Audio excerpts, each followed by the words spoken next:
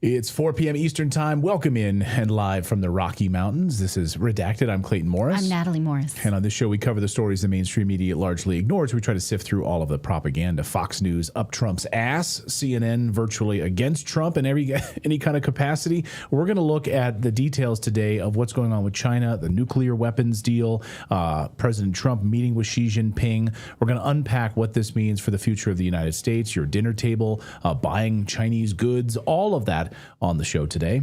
We have a bombshell report from the New York Times that the FBI is working against the National Intelligence Agency to bury any international ties to the assassination of Charlie Kirk. Why would they do this? Ask yourself, chat amongst yourself. Would love to hear your theories. We're going to talk about it. It's infuriating. Also, we're going to talk about Canada today. Large blenders being brought into the Universal Ostrich Farm up there in Canada to presumably blend up, kill off these ostriches.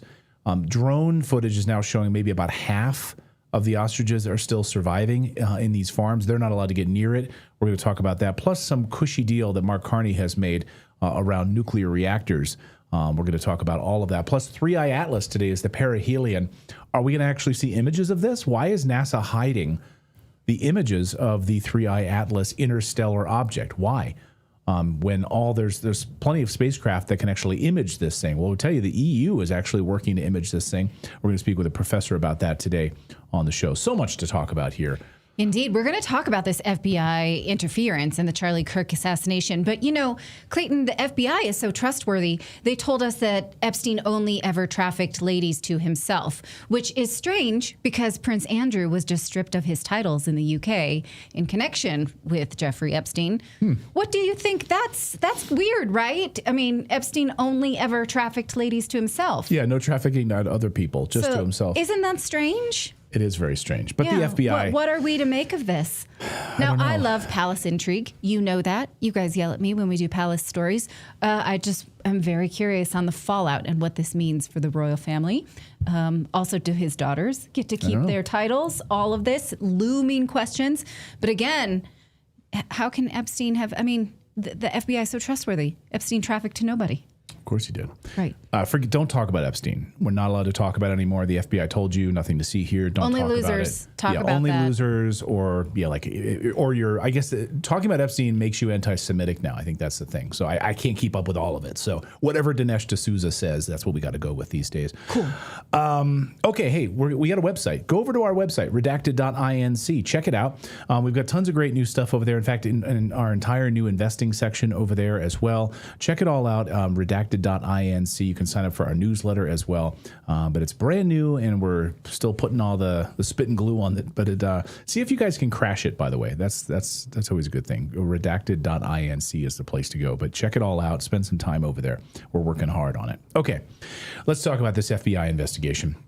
Well, Kash Patel'S FBI just shut the door on investigating any foreign involvement in Charlie Kirk's assassination, even though the NSA wants to do just that under Tulsi Gabbard, under DNI's Tulsi Gabbard. Now, we broke this story back on September 18th. Did a whole video on it, by the way, on September 18th. I reported it weeks ago here on the show that sources close to the White House had told Redacted that the FBI was ready to close their investigation, claiming that Tyler Robinson was the lone gunman. Nothing more to see here. We're not going to look at any foreign actors, any foreign involvement at all. We are done. We are done. Nothing to see here. Many of you were outraged, as was I, that they would close this investigation so quickly, and rightly so. And then after a few days later, friend of the show, Alex Jones, in separate reporting from his own sources, confirmed what we had reported on September 18th, that they're done. Now, we didn't know at the time that Joe Kent was involved, and we didn't know the full details of why they were closing this investigation, just that it was done. Lone gunman, nothing to see here. Well, now we have full confirmation of this. The New York Times is now confirming what we reported back on September 18th, that this happened back in September.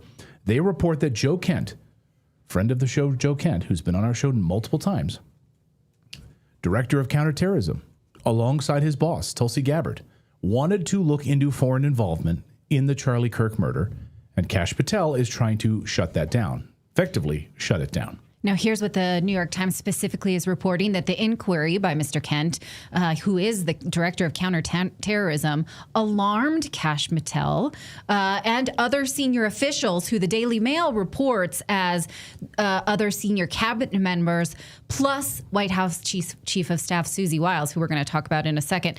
They said that this investigation could potentially interfere with the prosecution of Tyler Robinson, but supporters are saying, well, actually, no, that's Mr. Kent's job, is to run down all leads. It is never the job of the government to look the other way. I think we should all collectively agree on that, right? It is never the job of the government to ignore something. Now, this was reportedly a contentious meeting.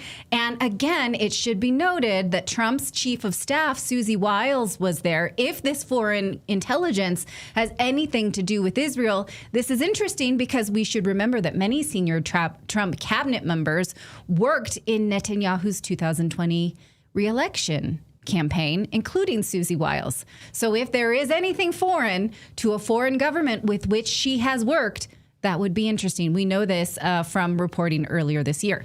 So these are the people who are saying that we should not look into foreign intelligence, not look into foreign involvement.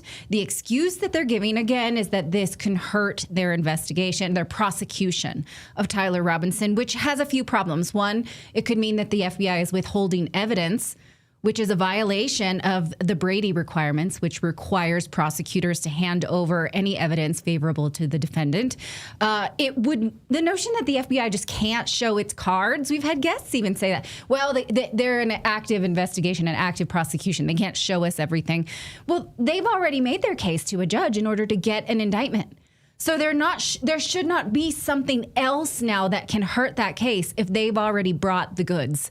And you should want them to bring the goods. It also seems like we should collectively want everybody to get a fair trial, full stop. And it seems like they've decided that they don't want that. What they're saying is they don't want the public to see anything to question their narrative.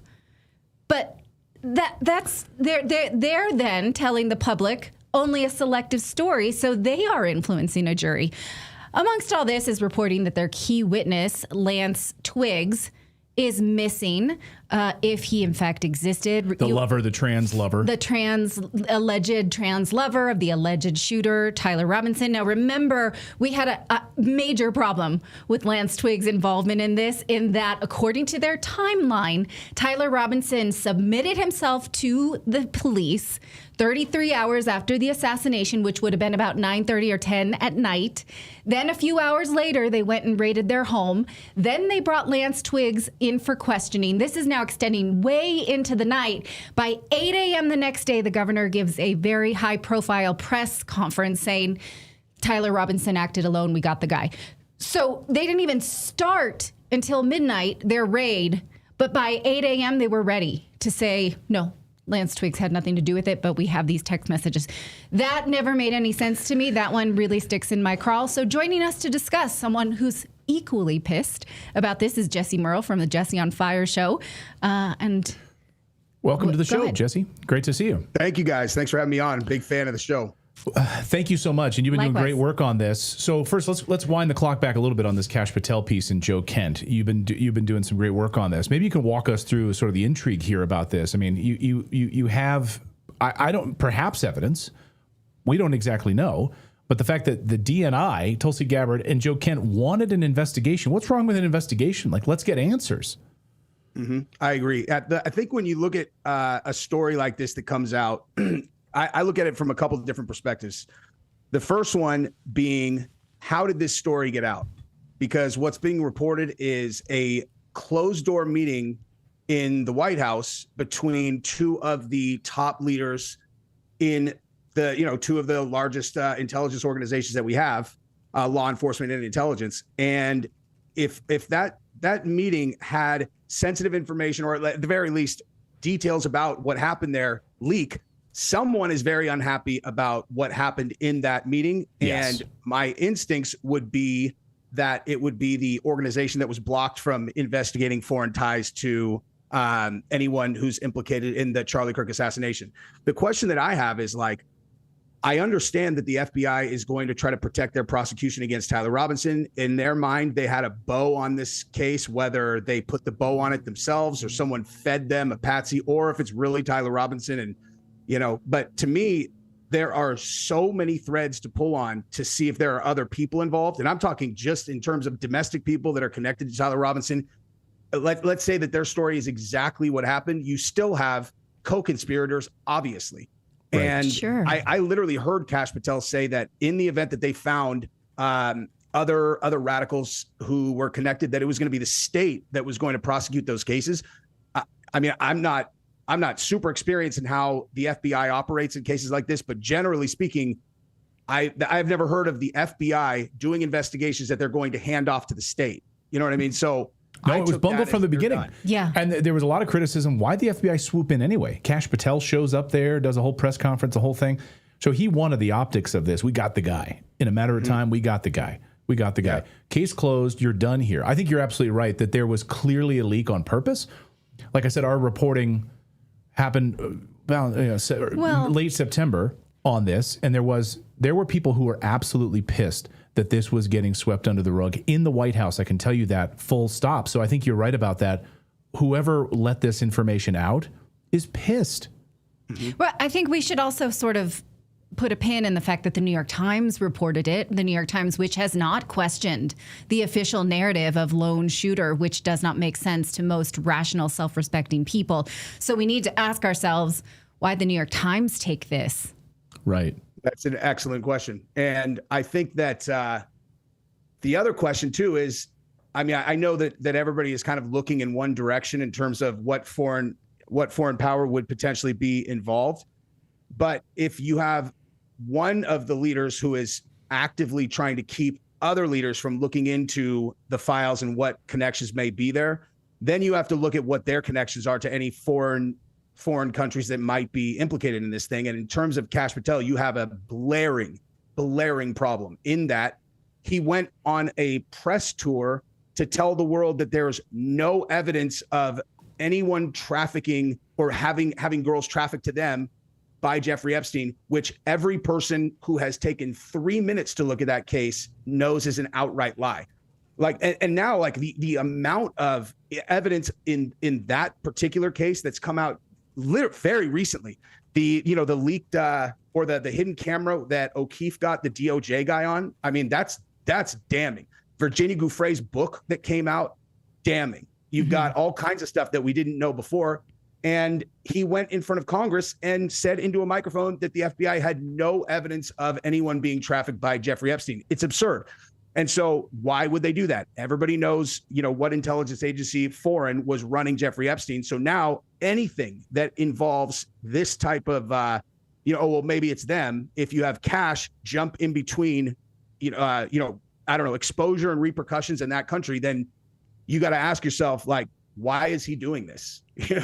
Why? What's the motivation for him to be jumping in between them and potential repercussions for any of the things that we're talking about? And who specifically is fabricating evidence then? It's one thing to say you can't look into all the evidence. It's another thing. I think most of us, I don't think anybody bought that text exchange between the lovers, right?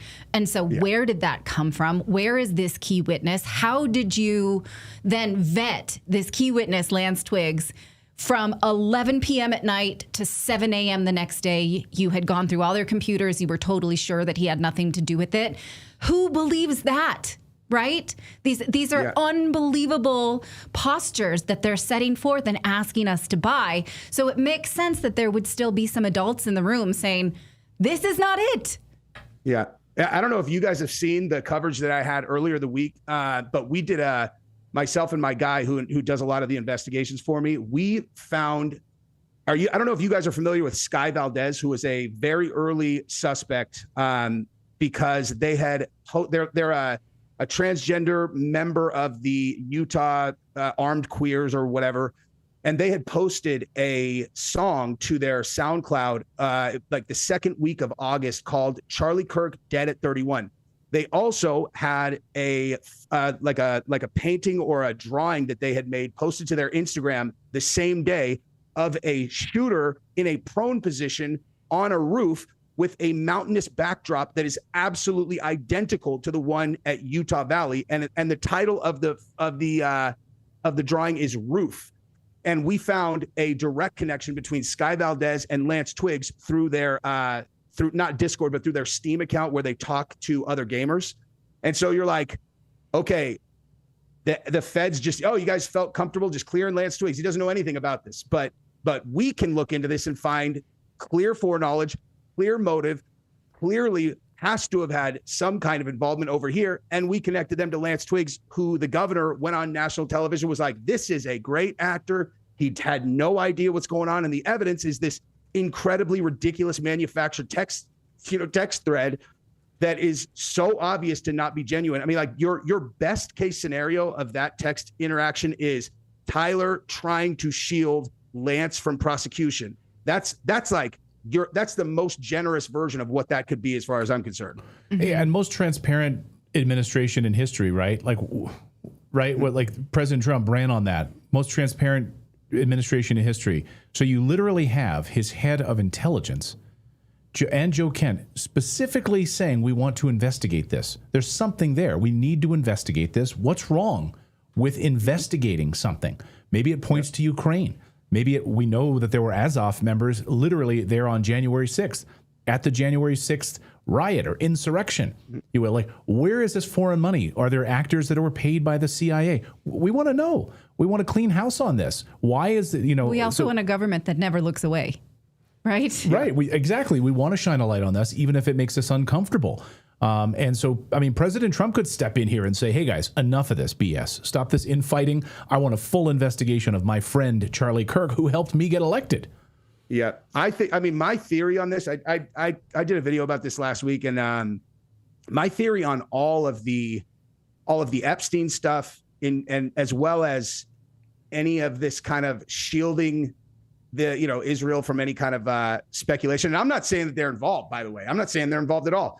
But my theory on the Epstein stuff and all of this is you've got Jared Kushner over there doing this $50 billion reconstruction in Gaza. And if anyone thinks that Trump is not, he's not negotiating on behalf of Trump, I mean, this is probably going to be one of the biggest deals that's ever been done ever. When Biden was in office, he's got this Mickey Mouse operation where he's got Hunter Biden going around picking up, cash or, putting him on a board of a Ukrainian energy company. It's like Mickey Mouse corruption. And at the same time now, the Trump guy, these guys know how to do business. You elect a business person to become president, and they are going to have gigantic opportunities to make tremendous, unfathomable money.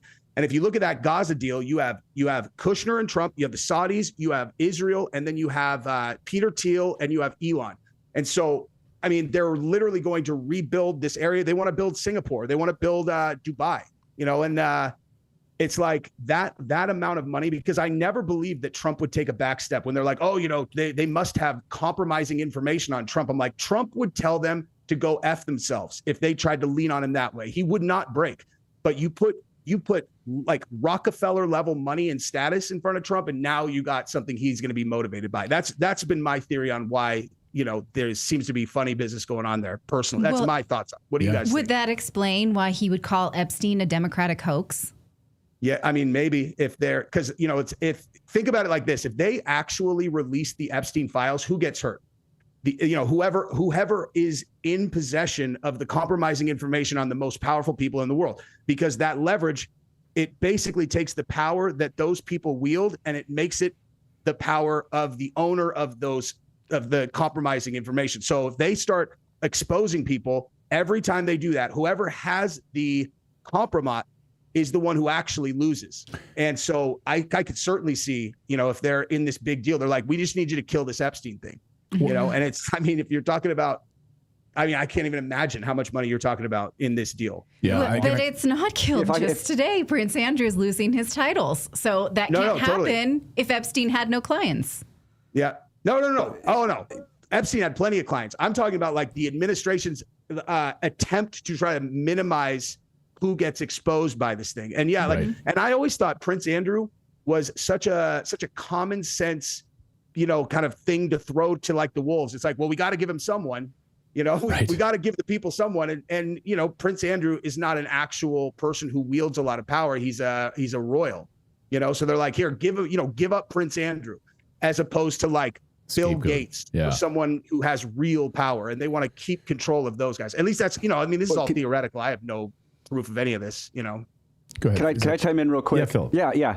I just want to say, like people tend to focus so much when they're talking about Epstein on like the child sex trafficking, and I don't think that's what they're trying so hard to hide and keep hidden. Yeah. It's the financial crimes. That's what I think they're scrambling around to cover up. I don't think they care about the child trafficking, to be honest. I think it's the financial crimes is what you've got all these people in power are trying to hide. They're trying to bury that. Totally possible. Can I ask you this, Jesse, which is the thing that bothers me here on this fight? If we go back to the original reporting on this, if Kash Patel, who's a domestic law enforcement, a domestic federal law enforcement agency, not supposed to be in the intelligence, right? Not supposed to be involved in foreign intelligence at all. That's where the CIA steps in, and that's where Tulsi Gabbard, so why the hell is Kash Patel, would he be inserting himself in this anyway if they want to investigate from a foreign perspective? Like, he's shutting that down? What balls does he have to do that? And imagine if a foreign power really did plan, fund, and execute this, and they assassinated Trump's number one, captain of his, organization in terms of recruiting the young people, whatever. Charlie Kirk was an incredibly valuable asset to the Trump. He was a generational ambassador, and to the country. And right? If a foreign adversary actually pulled this off, the level of brazenness that would take, and how overt and crazy an attack that would be, like, wouldn't you want to make sure that China didn't do this, Israel didn't do this, Russia didn't do this, Ukraine didn't do this, or some other actor? It seems like, making sure that a foreign country did not do this should be of the utmost importance to everyone. Oh, I believe we are going to hear soon that Russia or Iran did it. Say to them about why he wouldn't want them to look. Right. Or you don't want to look more deeply to realize that our own CIA with these other intelligence agencies was directly involved, as Colonel Towner Watkins points out. It all leads back to MI6, the CIA, and Mossad. And so, we're all just like pawns on their chessboard right now. Jesse, great to see you. Thank you so much, and keep up the great work. I encourage everyone to check out the Jesse on Fire show over there. Great friend. Great to have you here on the show, Jesse. Thank you guys very much. I appreciate it. Appreciate it. Thank you so much. That's very perplexing, Clayton. Yeah. I'm very annoyed. Well, it's like, the FBI tries to masquerade, or Kash Patel, the current FBI, tries to masquerade as an intelligence operation. So if they are running cover for the CIA, and they're like, don't look any further, like, forget the foreign part of this. Right. It's like, don't look any further, because you'll find the CIA's hands all over this thing. And if it's a slam dunk case against Tyler Robinson, they should not be worried. It should have been, right? If they have the evidence, which they clearly do not. All right, coming up, we're going to talk about nuclear war between China, Russia, and us, the United States. That sounds fun. Is who's provoking who here? We're going to talk to Colonel Don Davis about that in a second. But first, we want to tell you about our friends over at Comet AI. Now, Perplexity AI is the company that makes Comet AI. They are a fantastic way to have AI in your browser in a more secure way. So you think about, you go around the web and you do one task at a time, and then sometimes you ask maybe an AI client to help you with things. Well, you can have that in your browser if you're using a Comet browser. So the way it works is that you download a brand new browser. You're using a new secure browser. You ask it to help you with things, reservations, travel reservations, and it will help integrate these things into your life. For instance, you might get curious about something and you're looking it up. I, for one, have Instagram constantly recommending that blow dryer iron thing. Do you guys know what this is? The Aeronox. I'm trying to figure out whether it works or not. And everywhere I go is a paid sponsorship. But if you use an AI browser like Comet, it can help tell you these are all paid sponsorship. These are not actually real reviews, which you cannot find just yet. And so have an AI helper follow you around the web rather than just decide to use it one off at a time. So we want you to download it right now. Check it out. Download Perplexity's new AI web browser called Comet. Go to pplx.ai/redacted. This really is the future of web browsing, not just sort of one-off web usage, but real, true integrated AI helpers that's safe and secure. So go to pplx.ai/redacted. Right now, you'll get a month of Rumble Premium for free when you use them. pplx.ai/redacted. Well, President Putin announced the successful test of a nuclear-capable underwater drone called Poseidon. This is an autonomous weapon system described as being able to launch from a submarine and unleash radioactive tsunamis, they say, to devastate coastal cities. Okay. President Trump responded to Putin's announcement by basically saying, we can do that too. Here's his Truth Social. Like, I hate to do it, but I will do it. You know that meme? Mm-hmm. A+ is what he's giving himself, that we can do this too because other countries are doing it. Then I've instructed the Department of War to start doing it. Okay, the Kremlin responded to this by saying, go ahead and try. If you break your nuclear agreements, we will too. So who is provoking who here? Joining us to discuss is Colonel Dan Davis from the great YouTube show, The Deep Dive. Thank you so much for joining us. Always a pleasure to be here. Thanks for having me, Natalie. All right, so who is poking who in this instance, do you think? Well, I mean, you have to look at, first of all, this is, you have to go all the way back to George Bush, where the first poke, I guess, actually started when we got out of the Anti-Ballistic Missile Treaty, the ABM Treaty. That was the genesis of the starting of the Budapest missile, the one that you talked about, the Poseidon under the water, but there's also the one that's basically a nuclear-fueled, nuclear-powered missile that can literally fly anywhere in the world and basically stay aloft as long as they want it to. There's no actual limitation on how far it can fly. That one was started because we got out of the ABM treaty, so they started developing missiles from that. The Oreshnik, which also can be nuclear tipped, which was shown, I guess, last year. That was because we got out of the INF treaty. And so now then we have these missiles being developed because the U.S. got out of these agreements earlier. So now then we have the situation where, why now? Because you have the issue where, the United States just put this new sanctions on Russia. Europe is continuing to put pressure, always trying to put pressure on Russia and providing long-range weapons, et cetera, in their war with Ukraine. So this seems to be Russia saying, hey, you got to understand there are some red lines that exist here, and here's some new ones. Now, the reality of it is there's already a nuclear triad in both the U.S. and the Russian side. And those things already have the ability to destroy the world over 10 times, whatever the number is. It doesn't even matter once it's beyond one.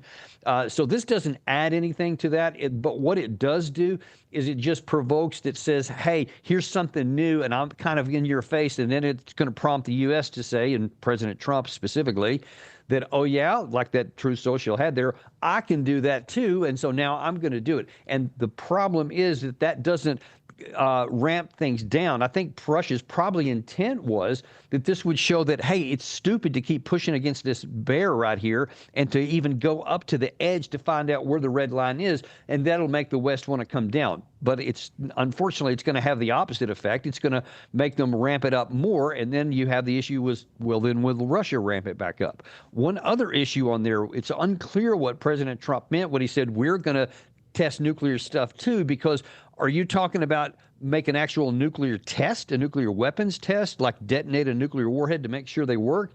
Are you talking about what the Russians did, which is a new class of missile or a new class of underwater drone? I'm not sure we have one to test, so it's unclear what President Trump might mean on that. We already have plenty of tests that are routine on our existing arsenal to make sure that those missile platforms will fly and operate the way they're supposed to, et cetera. So that wouldn't be new. So it's unclear what exactly President Trump means when he says we're going to do nuclear testing too, the same kind of things, because we don't have those platforms. So bottom line is anytime you start talking about, oh, yeah, and with nuclear one-upsmanship, that's right, a bad thing for the planet. Right. No, I think it's like we've gotten so far afield from, hey, like nuclear test ban treaties and like it's all like, let's tamp this down. The rhetoric has been exploding over the past couple of years, and it's gotten really out of hand. I think Moon of Alabama did a great job pointing out that, hey, what did Trump mean by this? By saying, hey, is he talking about a nuclear delivery vehicle here, or is he talking about a nuclear warhead here? The Washington Post seems to think that it was him talking about nuclear warheads, but is it some sort of a hypersonic missile or something that we haven't seen? Because as you just pointed out, Russia just rolled out, I think last week, some new missile that can, go hypersonic, that can like hover in the air and wait and take direction of like where it needs to go next, move itself and then strike a target. So it's not just being launched and then done. It's like, I'm waiting for you have an on-the-field battlefield move? It's actually subsonic, and that's part of the interesting thing about it, because it can be maneuverable. So it's not, a hypersonic like the Oreshnik, for example, which can just blast so fast that you can't have countermeasures to it. This one, it's not too unlike our Tomahawk cruise missiles, except that because it has a nuclear power pack on it, it has virtually unlimited range. It can stay aloft as long as they want it to, as long as the components continue to function, like an aircraft carrier, a nuclear-powered aircraft carrier, which can go decades without having to refuel. It's similar to that. So it is a new capability in terms of the Russians there, but the missile itself is subsonic, but it can go anywhere, and it can come in from areas where you don't have your weapons oriented, where you're not the normal ballistic trajectory of a typical ICBM, for example. You have a good place to watch those to come up, go up into space, come down. These can literally go like 20, 30 meters above the ground. They can hug mountains and go over. This is really something pretty amazing in terms of capability. And I'm pretty sure that we don't have anything like that. I'm not sure what we would be testing. I have another question unless you had something. Go ahead. So it was just reported this afternoon, Vladimir Putin has invited the press. I don't know if you saw this story, Colonel. I want to get your take on this. They have now encircled, I don't know how many Ukrainian soldiers, they've completely encircled them. And the Russians have said, hey, we want to invite international press to come here and you can watch. We're going to allow them over the next, I forget the timetable, the amount of time for them to leave and surrender and walk out. Otherwise, they're going to be slaughtered. We want to invite the international press corps to come and watch this. What do you make of that? Is that, propaganda, I'm sure, of course, because they want to look good on the international stage, but it's a big deal. Yeah, I'm not sure what the propaganda value is out of this one, because they have the situation in hand on the front line. And there's some dispute, and a lot of people on the West and certainly on the pro-Ukraine side are kind of poo-pooing on that, because they're saying all you got to do is look at the ground and you can see they're not all the way surrounded. Well, that is true, and that a lot depends on your definition of what it means to be surrounded. They're especially in the Pokrovsk area and in the Kupiansk area, both of those kind of in the center of the Eastern Front and up in the northern part. There is a semicircle, a semi-cauldron around, like three sides are completely surrounded on the Russian side, and the very narrow opening to where anything can get in and out of there, and that means resupply, ammunition, food, water, medical support, etc., and replacements.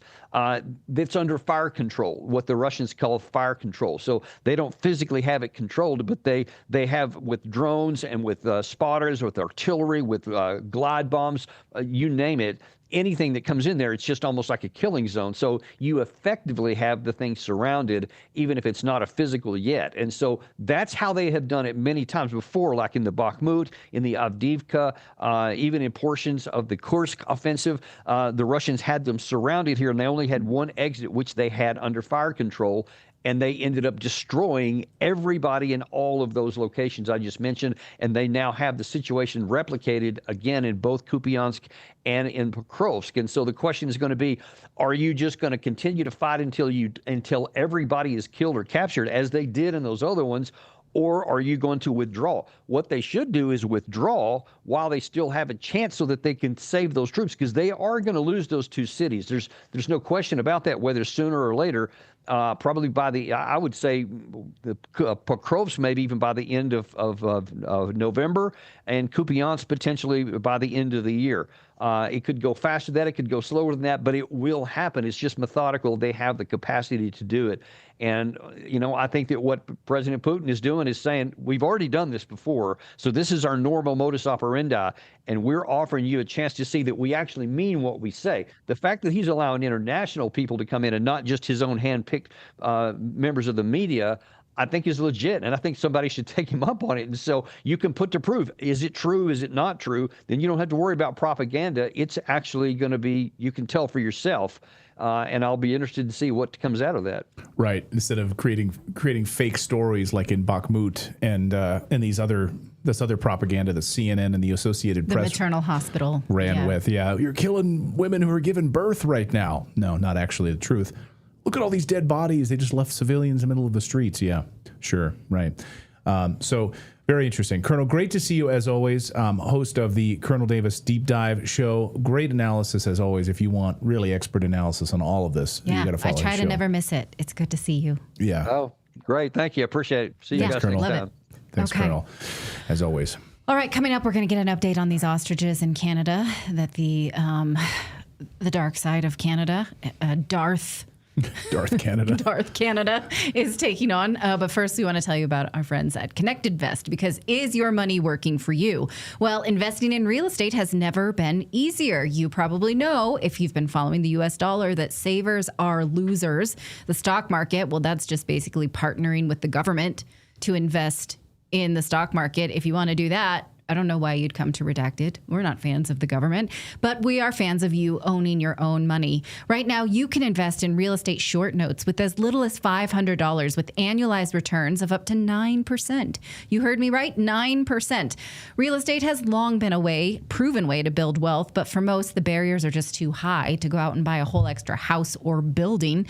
That's where Connect Invest changes the game, because with as little as $500, you can start earning fixed monthly returns by investing in short notes, which are a collective fund of commercial and residential real estate projects. So no property management, no market swings, just steady, predictable income with annualized returns of up to 9%. So here's how it works: is you go to redacted.inc/invest, fund your digital wallet with $500, and then select your terms, 6, 12, or 24 months, and then sit back and earn monthly income through your investment. So join the thousands of investors who are doing just this. And for a limited time, when you put $500 into your account, you'll get this extra $50 bonus. So that's free bonus. So don't let your money sit in low return accounts. Take advantage right now. Get that $50 bonus. Redacted.inc/invest. Stop letting your money sit idle. Invest smarter. Build wealth with Connect Invest. All right, let's talk about Canada now. And the tyranny of the Mark Carney government shows no mercy at all. It appears that the CFIA, which is the terrorist agricultural department in the Mark Carney government, is apparently using giant blenders now to liquefy and kill off these ostriches. And of course, the owners of the Universal Ostrich Farm are not able to get close enough to actually see how many of their ostriches are still alive. Estimates now about half of the population of ostriches are still alive because the government has been culling or murdering these animals, which can live to be well over, I think, like 35 years old or 40 years old. No threat to humans at all. In fact, maybe a savior of humans, learning how to deal with herd immunity.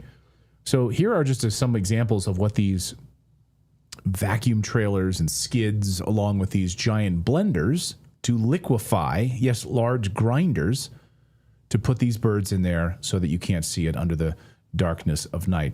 Listen to this sound from Katie Pasitny and the Universal Ostrich Farm confronting the police about this. Watch. We're gaining more and more affidavits from people signing things that they're hearing, and like they say that it sounds like something's going into a grinder, and in the middle of the night, and there's a white box at the back corner. they've heard they use this many times in disposal sites where for chickens and that, and they have some kind of chemical that they put them in first, and it eats all the feathers, it eats the meat and everything, and then they're left with the bones, and they have to do something with that. So then they go into this grinder, which They grind everybody's the saying bones. this is exactly what it sounds like. And then it's 30 to 4:30 in the morning. In the morning, like and that. then they had Not all- someone Early in the sucking morning. it out. This is all happening. Let's bring in independent journalist from Ottawa, Canada, David Craden, who writes at the Post Millennial, also hosts a great show called Craden's Right. I want to talk about this and Mark Carney's corruption, new details about a nuclear plan and deal, even as the trade agreements with the United States have fallen apart, of course, but he's going to enrich himself once again. David, great to see you. Can you walk us through, I mean, grinders, people in the chat room are like, liquefy? What the hell is happening?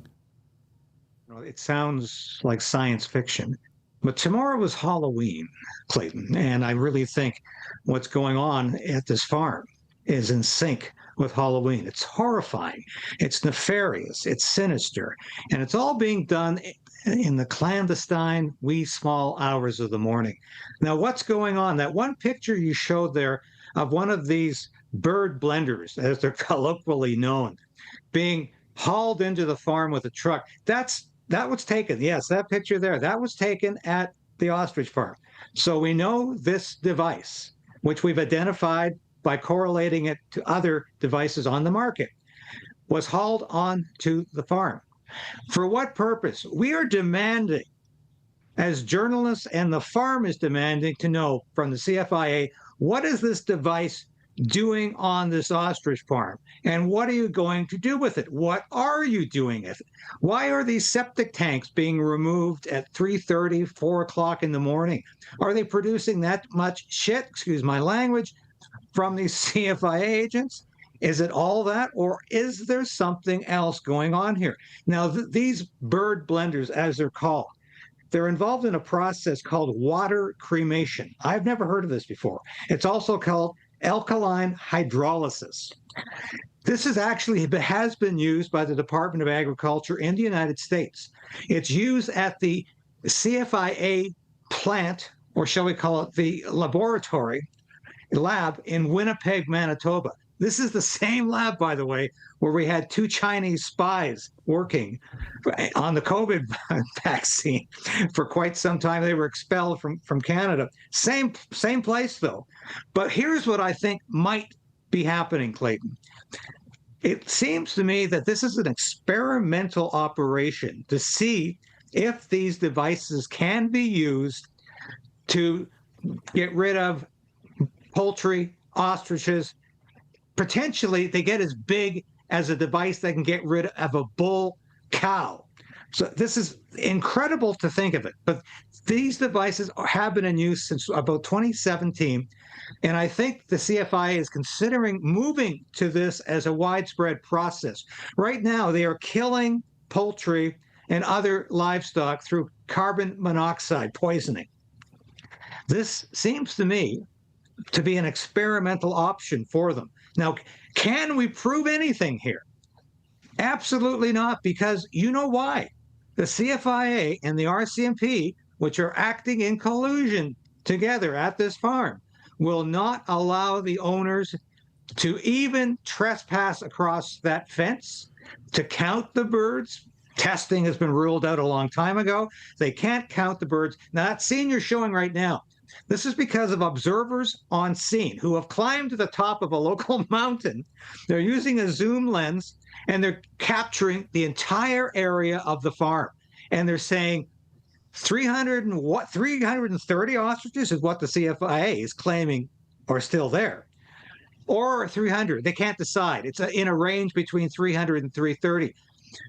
How many ostriches do you see here? Well, most people are saying, looks like 200 to me. Maybe tops 250.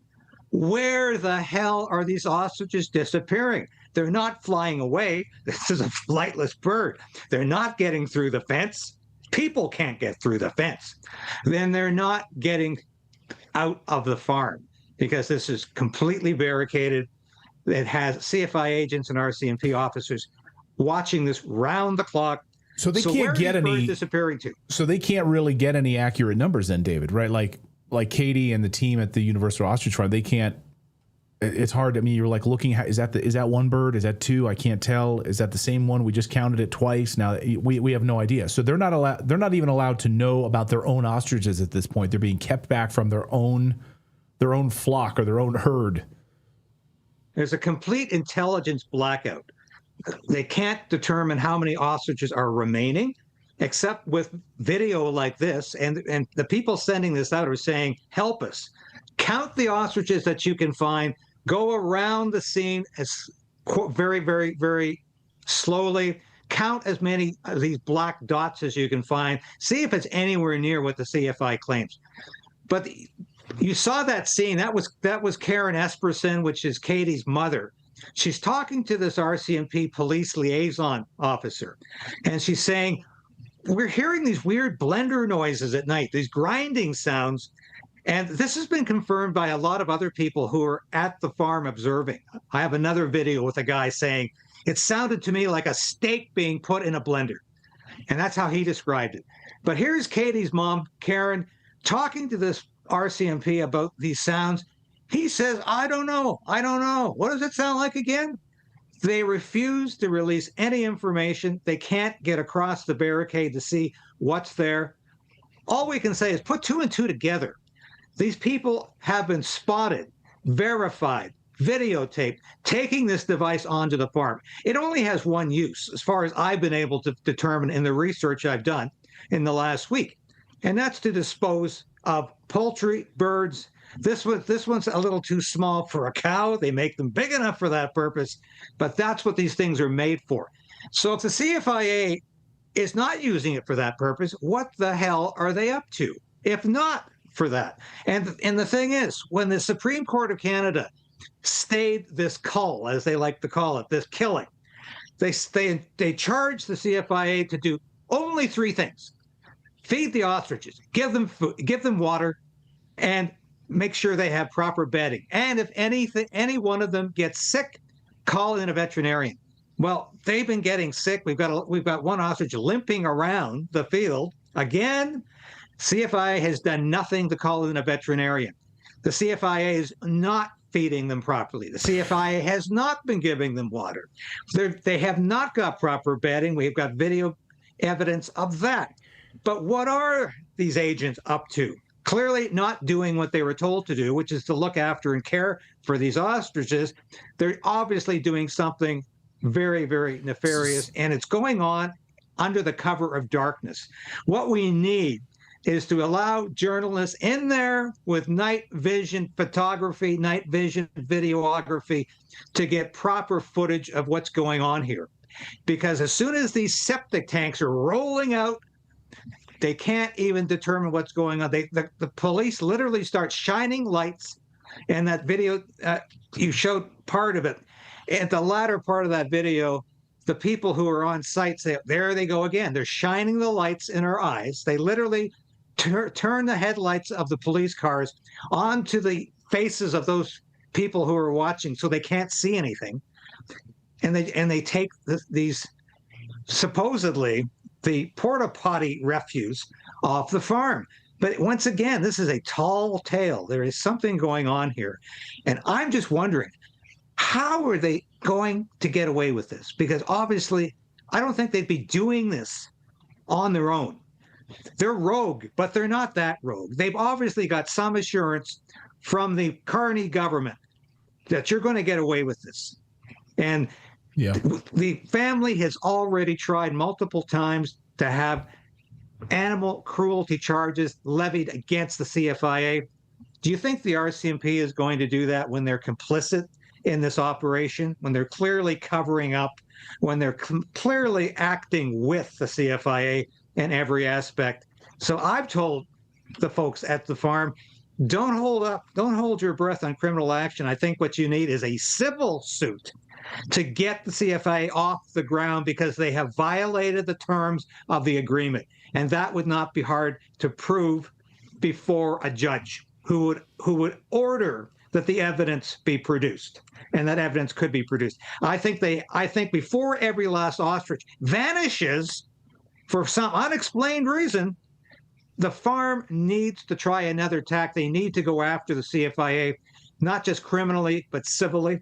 And I think that's possibly a way that they can save the remaining ostriches. Because if you're stupid enough to believe these ostriches are just vanishing somehow, yeah, they're vanishing, but I don't think they're going out in thin air. Right. They're not. They're flightless birds, so it's not exactly like they're flying south for the winter right now. David, talking about Carney here, I'll get you out of here on this. Let's talk about some revelations that you reported on about Mark Carney. You know, the trade deal, obviously, with the United States, not in good standing between he and President Trump, but he's still managing to enrich himself. Can you walk us through what you've discovered? This is incredible, Clayton, because just when you think you've heard the last corruption story about Mark Carney, another one surfaces. So we learned this week that Brookfield Asset Management, for whom Mark Carney, of course, was the chairman, and presumably still has immense stock in that. We don't know where his stock options are because they're all in a blind trust that is controlled by his chief of staff. So very, very convenient for Mark. So we find out this week that Brookfield Asset Management and Cameco have received an $80 billion contract to work with Westinghouse in the United States to produce $80 billion worth of nuclear reactors for the United States government. Westinghouse, as I just discovered today, is owned by Brookfield Asset Management. They bought it a couple of years back. So this is all in the family. So the question I asked the other day, we were talking about the immense corruption in this Carney government, 103 different conflicts of interest. And he refuses, of course, to release all of this information because it's in a blind trust under the guardianship of his chief of staff. So we're asking the question, why did Mark Carney go down to his summits, his meetings with President Donald Trump, and almost get on his knees and break into Mammy? It was incredible how he was so obsequious in his behavior towards Donald Trump. And the first time he went down, after he was elected as prime minister, he went down in May and he said Donald Trump is a transformational president, as he just literally almost wept. And he was just so overcome with joy to see Donald Trump. The next time he went down, early this month, he called him a transformative president. Now, is there a difference between the two words? Very, very slight, but I'm guessing it's like Mark Carney was sending the signal to Donald Trump saying, thanks for the contract, Donald. Thank you so much. And, I'll keep coming down here and saying you're transformative or you're transformational or you're the greatest guy and we just love to live next door to you, as long as we keep getting those contracts at Brookfield. And this, to me, was another sorry moment in Canadian history. The Mark Carney government. Everyone in our chat room agrees. What a corrupt leader you have, and that Canada is screwed. Is there any chance? I mean, is there any chance of an investigation? I mean, he's running everything, so probably not, right? The RCMP, and this is another issue right now, because opposition leader Pierre Poilievre has been demanding that the RCMP reopen the investigation into Justin Trudeau's multiple scandals. They refused to charge Justin Trudeau with anything. And Poilievre has said, why don't you reopen these files? And of course, anybody who knows that the RCMP is now the captive of the Liberal government, of the Carney government, just as it was of the Trudeau government, should not have any illusions that the RCMP is going to start investigating Mark Carney any more than it investigated Justin Trudeau. And Mark Carney loves these photo ops standing in front of the RCMP, saying that they are in solidarity together. A lot of people have said, it looks a little like that German leader from the 1930s standing in front of the SS or in front of the German Wehrmacht, because he loves these photo ops with the police. I think because he knows the police are there for him. And this is clearly what's going on in this country. It's becoming more and more of a police state. And this is why I keep bringing people back to what's going on in Edgewood, BC at the Universal Ostrich Farms. The RCMP are more interested in terrorizing farmers on 58 acres of land than they are stopping the drug flow out of the Vancouver ports that's going out and coming in from China. They're more interested in doing this to a farm than they are stopping real criminals. It's a hell of a lot easier, Clayton, to stand around and in the Kootenays. It's getting a little cold for them now, so they might want to draw this to a close. Maybe that's why the tempo of the operation seems to be increasing. But it's a lot easier with all of that good overtime, all of that per diem meals, and staying in hotels every day and spending $100,000 a day of the taxpayer money to keep this ridiculous operation going, one that should never have started. And Carney seems not a bit interested in stopping. Yeah. Oh, it's much easier. Yeah. Be up by an ostrich farm than actually going after fentanyl coming into your ports in Vancouver and stopping that. David Creighton, great to see you as always. Hope you have a wonderful weekend. And prayers, of course, going out to the family at the Universal Ostrich Farm there as the Carney government continues its terrorizing of them. Thank you as always, David. Great to see you. Nice to see you too, Clayton. God bless you. God bless. Coming up on the show, we're going to look at 3I Atlas. Today is the perihelion. That means it's closest point to the sun and this weird interstellar object. Why is NASA being so cagey about this and not releasing images, not releasing high-definition images? We know they have them, and we know that they took them, and we know that they were taking them when it passed by Mars. So now that it's on the backside of the sun, there's a bunch of spacecraft that could be capturing all of this, but they're not letting us see it. We're going to speak with a professor on this who knows it all too well and what the EU could be doing about this. But first, I don't know if you saw yesterday, Jerome Powell lowered interest rates once again because of a slowing economy. Ray Dalio says we are sitting on a massive bubble, and there's all the signs of a bubble about to burst. I don't know if you saw Chipotle news yesterday. Chipotle shares plummeting because Chipotle announcing, hey, people just don't have money. People don't have money to go out and spend right now on a $20 burrito. Imagine that. Imagine when everything was going on during inflation, they like jacked up their prices and people went along with it for a little while. They saw some record profits. But no, we are seeing some really big warning signs right now of a pullback from consumers and, of course, a collapsing U.S. dollar. And anytime the Fed gets involved and starts to lower interest rates, that devalues the U.S. dollar once again. That's why, and I don't know if you saw gold prices surging again today. It dropped. It had a little bit of a reset, dropped below $4,000, but then surged once again back over $4,000. I mean, think about it. 2 years ago, we were talking $1,800 for an ounce of gold. We were talking $25, $27 for an ounce of silver. Now, upwards of $50 for silver. That's why we're such big proponents in owning real, tangible things that the government can't, take away from you or manipulate your money, your currency, fiat currency. Every fiat currency in world history has collapsed. Every one of them. What makes you think the U.S. dollar will be any different? You see what's happening in Europe. They want to take away your cash, move you to an all-digital future. That's exactly what's happening there. We lived in Europe. We know exactly what they were doing. So that's why we're big advocates of owning gold and silver, owning tangible precious metals in your portfolio. Now, whether you keep it at your house in your gun safe or you're holding it offsite at a secure offsite facility, our friends at Lear Capital can help you do that. They're an American company. They're fantastic. I would just encourage you to get on the phone with them and have a phone call. There's no pressure at all. In fact, they'll send you a free gold kit so you can sit with your spouse or your partner to talk about and go over it and decide, hey, do I want to start investing a portion of my U.S. dollars, which are losing value every day, into something that's not losing value every day, which is really wealth preservation at this point. I always say it's great that gold has gone up and doubled in price. That's wonderful. I bought it back when it was like $1,700 an ounce. That's wonderful that it surged over $4,000. But for me, it's about protecting my family and it's wealth preservation. It's making sure that your family's future is secure if it's not tied to a government currency. So, like I said, it's great that it's gone up and it's great that it continues to go up. Wonderful.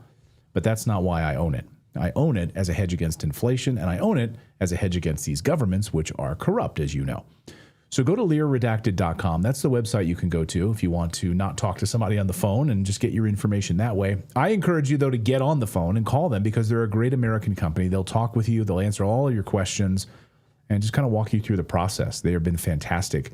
In fact, when we first started working with them, we worked with them before we even had them on the show.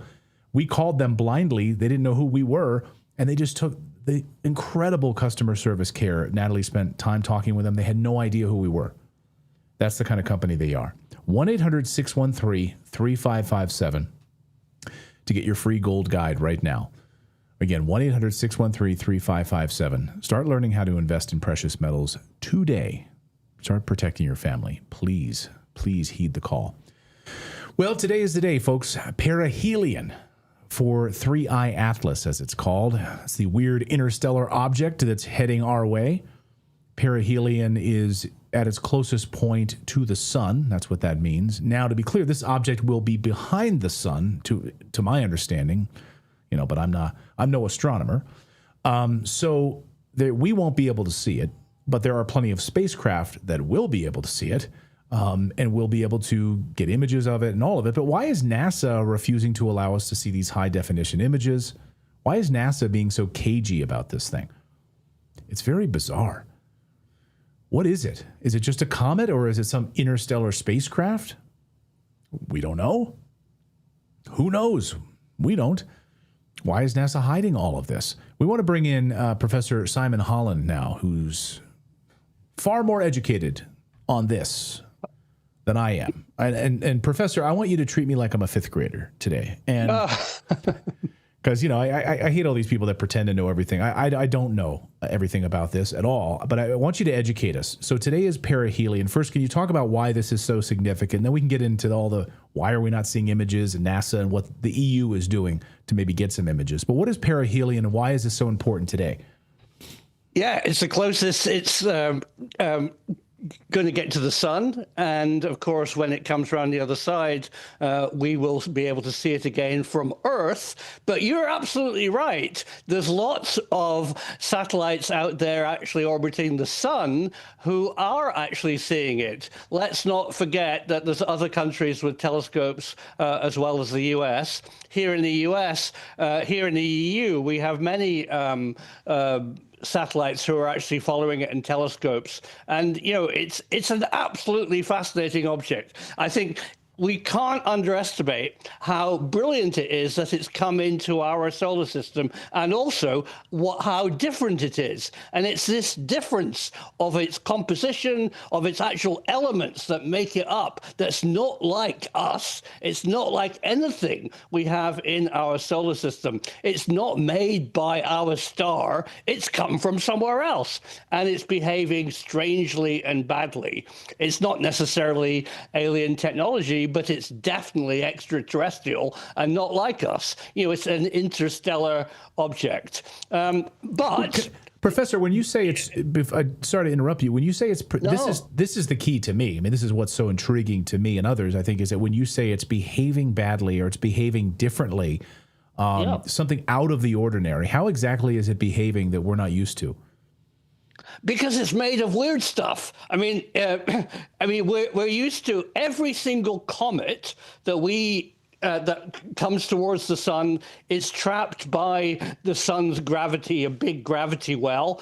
And this thing is moving so fast, it's not actually going to be trapped in our solar system. It's going to whiz right past because it's not from around here. So, for example, a normal comet, which is coming from our solar system, made of all the stuff that you and me and everything is made of, we know how they behave. They're mainly made up of water. So when they get near the sun, they evaporate, and there's a big tail coming out the back. Now, this crazy guy is probably made of different elements. And for example, it's had a tail coming out the front. And most of the gas coming out the back is probably a cyanide gas coming out of its metal structure. So when I say it's behaving badly, it's actually just behaving weirdly. And I think a lot of people are drawing conclusions from its weirdness. It doesn't mean that it's alien, alien technology. It's just alien and not like us. Right. Well, that makes a lot of sense. Can you talk about like some of the images? Now, it passed by Mars just recently, and a lot of us in the United States were annoyed at NASA. Well, I know there's a government shutdown, et cetera, et cetera. You can't release. You did manage to release low res images, if I'm not mistaken, but you couldn't release the high res images that we know you have access to because of the spacecraft and other observation spacecraft on Mars that passed right by Mars. Can you talk about this? Yeah, I can. It was terrible. I mean, I was absolutely shocked. There was my little fingers going not to the NASA, but directly to Jet Propulsion Lab, JPL, who are actually controlling satellites going round Mars. And we were expecting for a very close-up, high-resolution image. The U.S.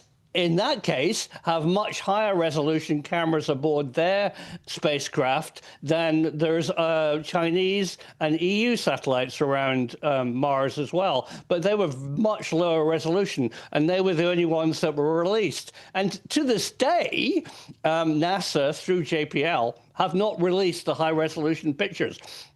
It does seem really strange. I know you've got this kind of close down of the government, but come on. Non-government organizations, universities, and people should be able to be free from this, and we should be able to get the actual images. I'm shocked, because that was a fantastic opportunity to get very close to this thing and actually, find out what it's made of and its size and how it's moving and its shape. But no, we're missing that. We're slightly struggling to get high resolution pictures, and I find that very disappointing. Professor, in the EU, I know you guys are, well, you're not in the middle of a government shutdown. The EU has other major problems, totally separate from our mess that we've got here. But what are you guys doing differently to try to get some of these images of this that the United States is not being forthright with right now? Just using EU assets. I mean, I think it's very disappointing. I mean, the astrophysics community is the one community in science that needs to and does share images and data. Other bits of science might keep it to their own country. But if you see something up there, you need to share it with Australia. You have to actually share astronomical data. And it's very disappointing that we're not getting probably some of the best assets from the United States that has seen it, especially on the Mars satellites. I mean, the EU doesn't really have that kind of high resolution camera stuff. But there's a lot of other people looking at it. I just heard today that it's now visible and it's been resolved by radar. This isn't, not a picture, but actually made a three-dimensional radar image of it. It's spherical. It's moving incredibly fast. The amount of energy it has is incredible. I'm so pleased that it didn't hit anything. I was very concerned that when it went between Jupiter and Mars, it's where all our asteroids are, and it could have played, a game of billiards with things. If it hit anything, it would have upset the apple cart. This is incredible because of its speed. How big are we talking here? So, because I think a lot of people, they've been sharing images of it looking sort of like Oumuamua, which is like a long, cylinder almost. But this is spherical. How big is this sphere? I can't remember the exact size, but I do know the one statistic is it's bigger than both Oumuamua and Borisov, the other interstellar object. We've seen 3. This is why it's 3I Atlas. And it's very heavy, very big. Somebody's worked out the actual mass. I don't have it in my head right now, but it's much bigger than the other 2. And I think it is spherical. You're absolutely right. So we're talking... Are we talking asteroid size here? Are we talking, moon size?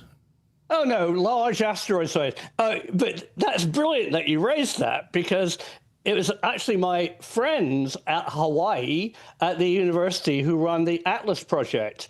And why it's called 3I Atlas is it's the third object. It's interstellar, and it was found by these Atlas people. And Atlas was funded by NASA to find, as you've just said, asteroids. Almost every asteroid over a kilometer, just under a mile in diameter, has already been tracked, but the ones that are 999 meters were not tracked. So Atlas, that's their mission, is to find the smaller ones, which could still be country or city killers. And because they have this incredible way of scanning the night sky in places that other people don't look, they've got 4 telescopes in the northern hemisphere and 2 in the southern hemisphere, and they can map the whole world. They do it by joining dots.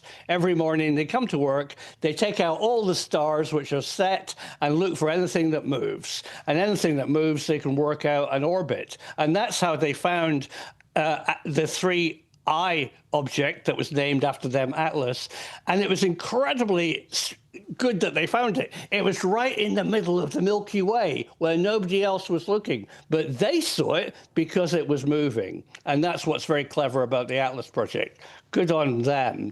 It was very clever. One thing we covered here the other day on the show, Professor, is that that NASA has basically launched their Earth Defense Force, or went on basically, you could call it high alert among all of these astronomers. And it raised a lot of eyebrows. What is so concerning now to NASA during a government shutdown? They can't give us high definition images, but they can certainly go on this. They can go on this alert to bring people an awareness about what's going on. I don't know that they think that they could stop this if it was a threat to Earth or something else, large maybe psychological operation. I don't know. What do you make of their moves recently? I don't know, but what I do know is that the Atlas team need to give points out of 10 whether an object is trivial or non-trivial, whether it's a country killer or a city killer.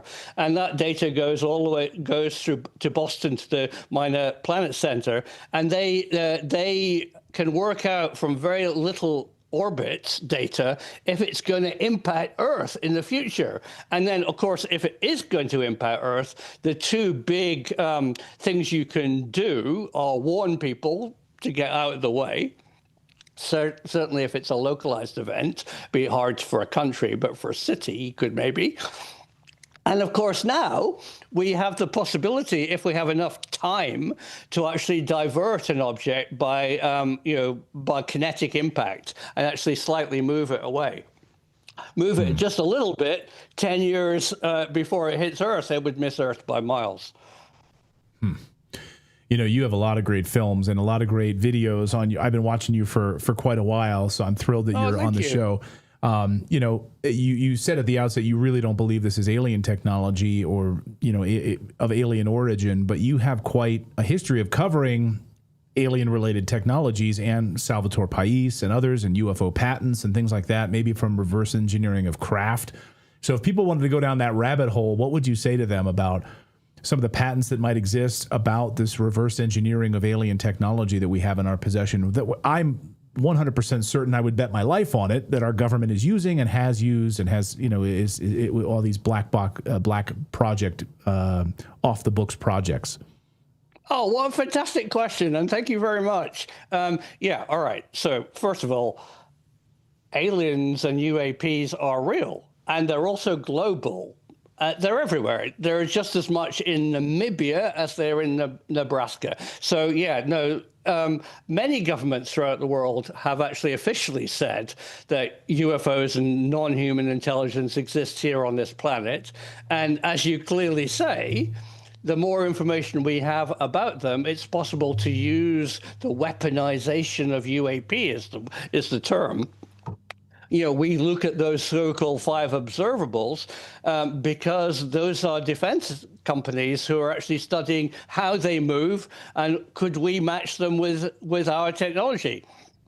Have they done that? Almost definitely, I would say. I think ever since World War II, physics, killing people with advanced physics is how we run wars. And of course, we want to hit people with things that they don't know. So if we can get non-human intelligence technology and actually turn it into weapon systems, your enemy won't know what hit them. The question is, what have we in the West and NATO actually got, and what have our enemies got flying in the sky? It's hard to know. I mean, I think a lot of the things that people see could well be human technology, which is secret. And I that's what really interests me. I know non-human intelligence lives on this Earth. People see it all the time. UAPs are real, but what have we really done to turn it into some piece of technology that we can fly around? Right. And that's my quest. It's a good thing to try and investigate. Right. No, I think you're right about that. I think probably 90, maybe 95% of everything we're seeing in the night sky that's questionable is our own. But that technology came from somewhere else that we've reverse engineered and now are using it for our own purposes. I've spoken to plenty of whistleblowers who've been and witnessed this up close and personally, who have been a part of the secret space program, who've been to the moon base, for instance. You members of the United States Air Force who have been to the moon base. So, yeah, hopefully people are waking up. I think you're dead right. There's multiple moon bases. I mean, the moon is the high frontier. Think about it. You've got something not that far away from Earth, looking at Earth constantly. Do you think that we don't use the moon? I know. Do you know? Like we wouldn't use that as like the perfect observatory? Yes. And what's also hilarious? Well, it's perfect for lots of things. It's, military, observatory, and communication. A friend of mine was applying for a massive Science Foundation budget, and he was openly told just last year that the budget has been closed because the U.S. is putting Wi-Fi and the internet onto the moon. Why? Why would you want the internet on the moon? I asked. There's nobody there. So you can stream Netflix on the moon right now. Well, I remember hearing a few years ago how fast the internet was on the space shuttle, and it was like 1,000 times faster than we had on Earth. Like it's just unbelievable. So.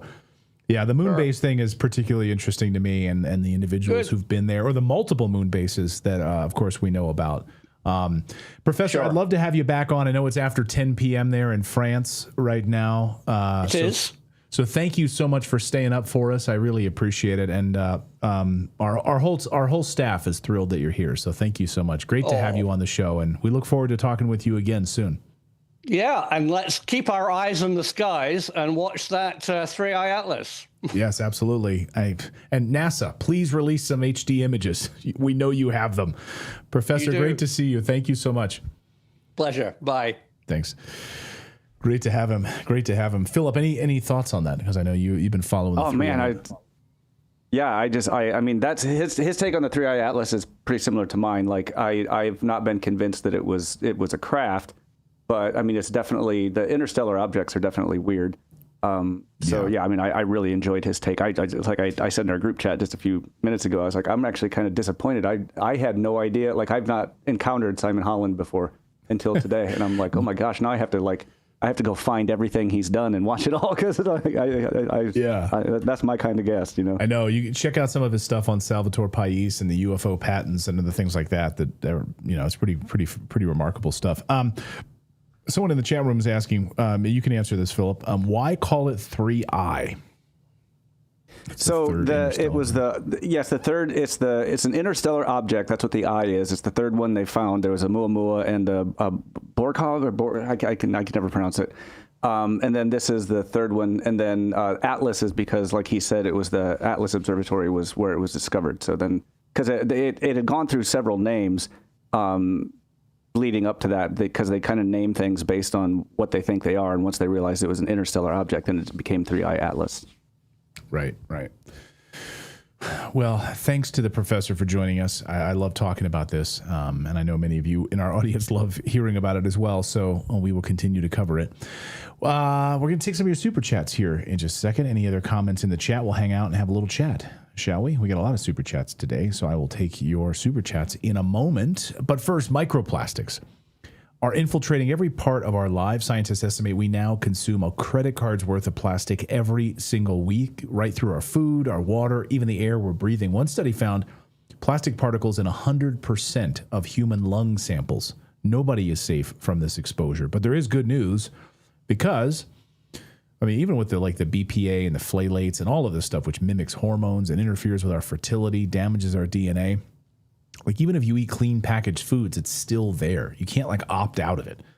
But the good thing is your gut can actually help you fight back. Kimchi 1 from Brightcore Nutrition is a potent ally in this toxic world. And you see these studies on your screen, by the way, showing you the benefits of kimchi. You actually can remove this from your body. It actually goes in there and removes it from your body. That's how powerful kimchi is. But Kimchi 1 is packed with over 900 probiotic strains unique to kimchi and proven to break down BPA, helping you detox from the inside out. It doesn't just support digestion, it helps protect your cells, your brain, your hormones, and your future. So like a lot of people don't like the taste of actual kimchi. I do. I love it. I know Philip loves it. But there's some people that are like, well, that's the beauty of Kimchi One. You get all the benefits just in a capsule. You don't have to get a big jug of it at Costco and eat it. You can take it as part of your daily supplements. And it's really fantastic. Your gut was designed to protect you, but it's being bombarded. You just have to give it the right tools. And Kimchi One is fantastic. I take it every day. I absolutely love it. Right now, you can get 25% off with our code REDACTED at the link below on your screen. If you just go to mybrightcore.com/redacted, you'll get 25% off if you use that code REDACTED. But the best part is if you just get on the phone and call them, again, they're an American company. They love talking to people. They love developing relationships. Imagine that. It's like something out of the 1950s. You're going to develop a relationship with your customer? Yeah, we need more of that in this country, and they will do that. But they'll give you 50% off if you call them. Not just 25% off. They'll give you 50% off and free shipping. Call them at 888-404-6312. Again, 888-404-6312. Kimchi One from Brightcore. Health starts in the gut. All right, let's take some of your super chats. Go ahead, Phil. I definitely will be having kimchi tonight. I threw some pork in the crock pot this morning with some gochujang and some soy sauce and rice vinegar. I'm going to be having some. But I'm almost Pavlovian. Every time I hear like Kim Bright or Brightcore, I immediately think of going to eat kimchi. And I think I eat kimchi every day that we run the Brightcore ad. I'm telling you, and I know like people, the idea of being regular, you know, we recently traveled for our kids' fall break. And I'll just tell you a little, maybe it's TMI, but anytime I travel, like, I'm not as like regular as I'd like to be, you know? And since I've been taking Kimchi One, no problems. No, nothing to see here. All perfect. I know you were really concerned about that, but all perfect. And I love it. I'm making some ribeyes tonight on the grill, and I'm going to be serving it with some kimchi. Have you tried the daikon radish kimchi?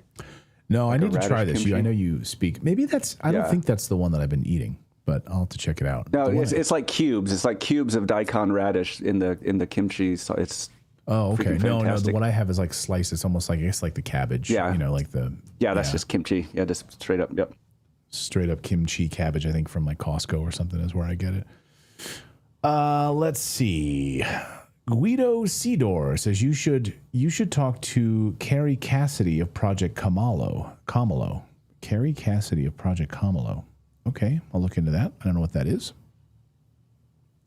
BCO says, are we still talking about J.E. Justice? Oh, Jeffrey Epstein. Yes, thank you for your $1.99 super chat. Yes, we are, and we're never going to stop, by the way, just because they don't want you to. Because like President Trump says it's a hoax or whatever. We're going to keep talking about it. Don't negotiate. Roddenrex says, don't negotiate with terrorists, but with pedos, it's okay. Exactly. So we negotiate with pedos all the time in the government because most of them are pedos. Pat Ann Marr says, talking about wanting to close this investigation too soon. What about Erica Kirk? That young man, I forgive him. What? Tyler hadn't even been convicted yet. $20 Rumble rant. A lot of people have a problem with that, you know, because what you're doing by saying that during that live memorial service was you're saying he's guilty and now I'm absolving him. Like you're saying to the world that he's guilty.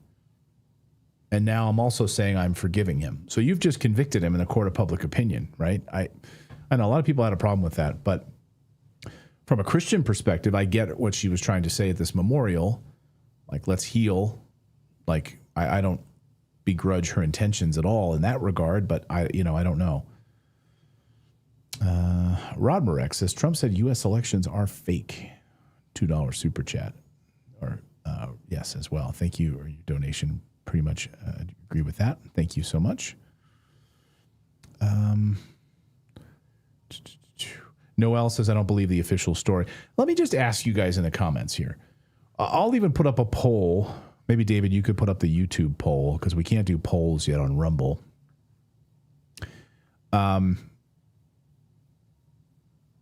Do you believe the FBI official story of the Charlie Kirk assassination? Lone gunman, Tyler Robinson, radicalized on Discord chats, has a trans lover who's now disappeared, or disappeared a while ago, actually. But do you believe the official FBI story of the Charlie Kirk investigation? And I'm not saying any one person did it. I'm not saying that any government did it. I'm not saying anything. I'm just asking questions. And by the way, there's so many inconsistencies and problems. Like, how can you not want to get to the bottom of this?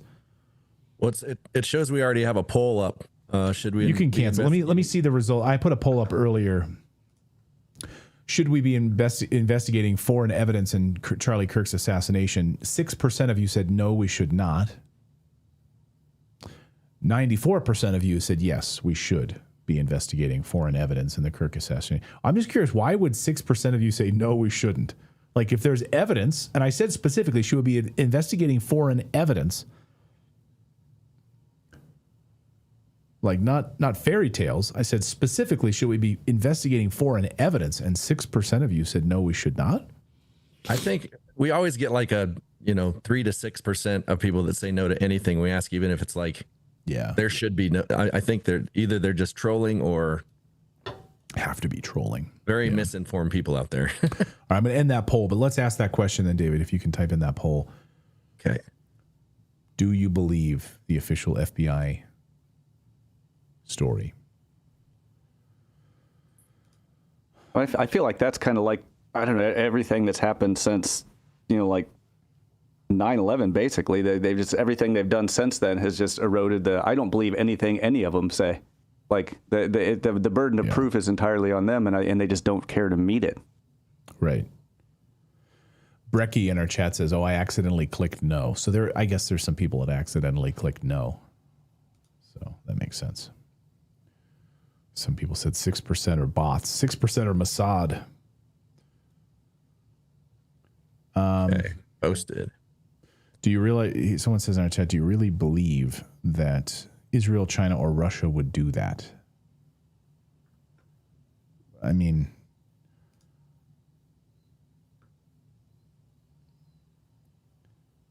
do you know the things that these foreign governments do?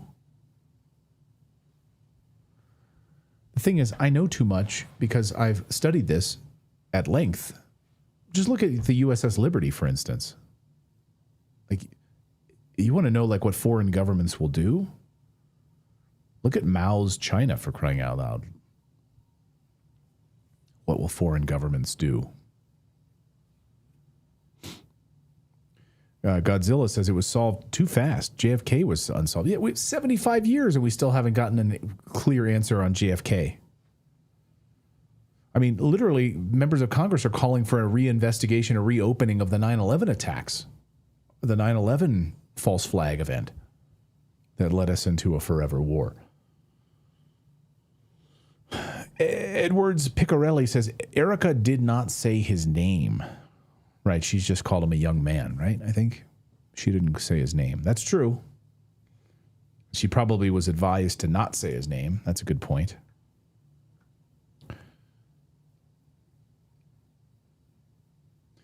Oh, April Bentley says, yeah, I accidentally clicked no on the poll. So some people accidentally clicked no. I get that. Do you believe the official FBI story on the Charlie Kirk assassination? There's hundreds of you that have voted. So far, 8% say yes. 8% of you believe the FBI. That's higher than I thought it would be. Some trusting people in the audience. 92% say no. Well, and we also have to remember in cases like this, not a lot of people like actually look beyond the official story. You know what I mean? They listen to the news. They listen to what they're saying. I mean, yeah, they're here, but that doesn't necessarily mean they know how to do research outside of the official narratives. Yeah. I mean, that's the beauty. I mean, that's the benefit of like the mainstream media. Like the mainstream media is there for that purpose. Like just flip on CNN and get your daily dose of propaganda. And do not, whatever you do, don't look into it. Okay. We don't want you to look into it. That's why the mainstream media has been so successful for so long, right? Yeah, it's like, don't analyze it, just believe it. Yeah, just believe what we're telling you here on the Nightly News.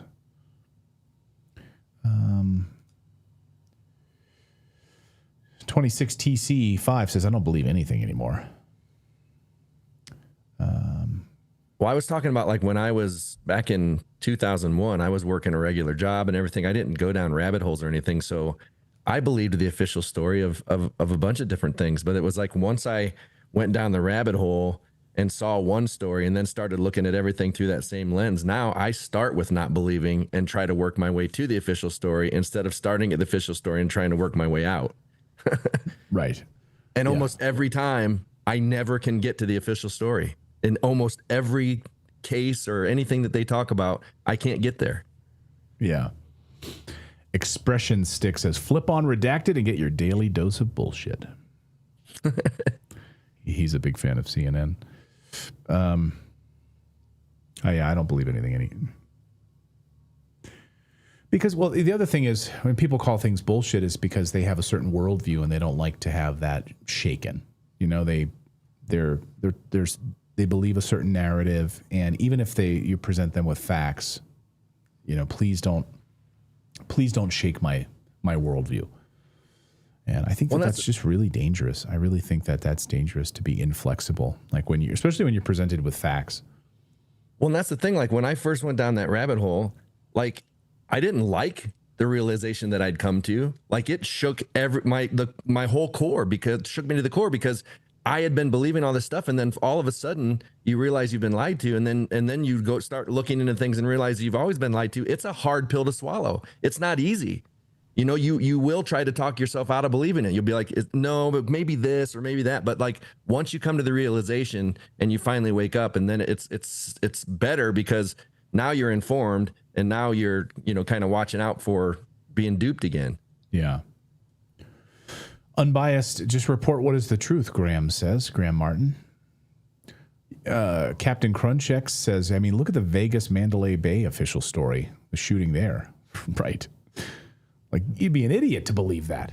I mean, and a lot of people believe, I mean, a lot of the stories we cover here on the show, the Oklahoma City bombing, I mean, all of that should now, I mean, if you believe the official, like, Oklahoma City bombing, you need to get your head examined. If you believe the official story of 9/11, you need to get your head examined. So wait a second, you're telling me you believe the FBI swooping into town and telling us that they got this guy, and we're done, nothing else to see here in less than 24 hours in Charlie Kirk assassination?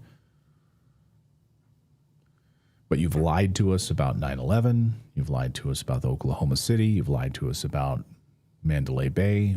You lied to us about the Orlando nightclub shooting. You lied to us repeatedly. We're going to believe this one. Sure. I mean, and it goes beyond that. They've been lying since the 50s about Iran. They've been, you know, overthrowing governments and lying about that. They've lied about Ukraine and Russia, like how that all started, and the coup, and like they lied about World War II. I mean, like where did they start? And they've been lying since the beginning. Yeah. Well, you can go back to Remember the Maine and the Spanish-American War and the collection of newspapers that were pushing us to say that Spain attacked the Maine so that we could go to war with Spain. False flag. And then you have the media arm of that, which then pushed that narrative on the American people. And through the newspaper conglomerate. And of course, you could go back even a little bit further than that, but that was really the height of it. That was really the main start of it, I think.